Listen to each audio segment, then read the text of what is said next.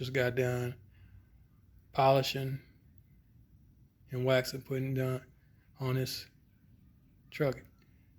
But it been like almost around a month since I had painted it, but as you can see,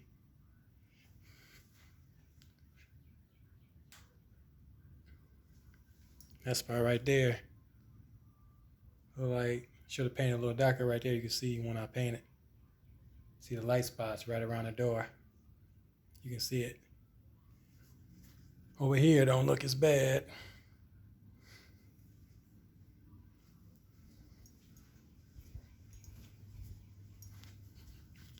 But you can see up in there, well, some spots I had messed up in there too.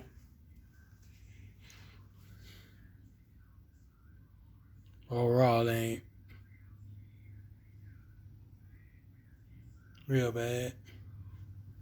That actually looks like lighter right there, but that part right there, I didn't paint that part.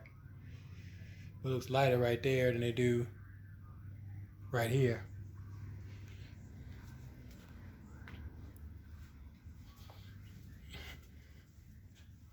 But I had painted it in it.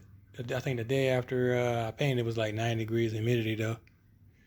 But that's about all.